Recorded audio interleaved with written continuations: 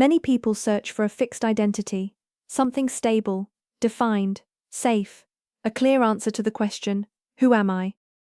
And that is understandable, because in the middle of so much change, doubt, and pressure, the mind wants to hold on to something that feels solid. But maybe there is a trap in that. Maybe identity is not something you find once and keep forever unchanged. Maybe identity also changes. Not because you are unstable, not because you do not know who you are, but because living also transforms you. What you think changes, what you value changes, your relationships change, your wounds change, the way you see the world changes too. And if all of that changes, why should your identity remain exactly the same? Here something important appears. Change does not always mean losing yourself. Sometimes it means getting closer to yourself. Because there are versions of you that were necessary at a certain moment, but no longer represent the stage you are in now. Ways of thinking that once supported you, roles that once gave you structure, defenses that once protected you, goals that once guided you, and yet there comes a point when holding on to all that can stop your growth. Not everything that was once true for you has to remain true forever, and accepting that is not always easy, because change can be frightening.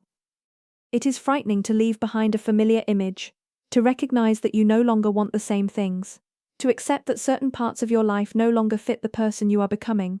And it is also frightening because of how others may react, because when a person truly changes, they do not only change inside, they also change the way they relate, decide, live, and project themselves into the world. And that can unsettle people, sometimes even those who were used to an earlier version of you. Here is a key idea. Maturity does not always mean defining yourself better. Sometimes it means giving yourself permission to evolve without feeling that you are betraying yourself. Because you are not a closed piece, you are a living process, and that changes the way identity is understood, no longer as a rigid label, but as a dynamic construction that is revised, expanded, and sometimes deeply transformed. Maybe the question is not only who am I, maybe it is also who am I no longer being, and what am I becoming? That is also self-knowledge. Not getting trapped in an old definition of yourself, not demanding that you remain the same person you were years ago, not living while trying to sustain a version of yourself that no longer reflects your present truth. Change does not take your authenticity away, sometimes it gives it back. Then necessary questions begin to appear. Are there parts of me I keep sustaining only out of habit? Am I leaving space for evolution, or clinging to an old identity? Does the way I see myself reflect who I am today, or who I used to be? This episode does not seek to give you a new label.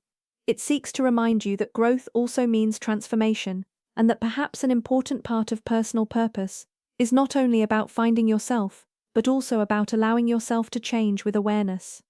If this content brings you value, you can support the project by leaving a like and subscribing to the channel.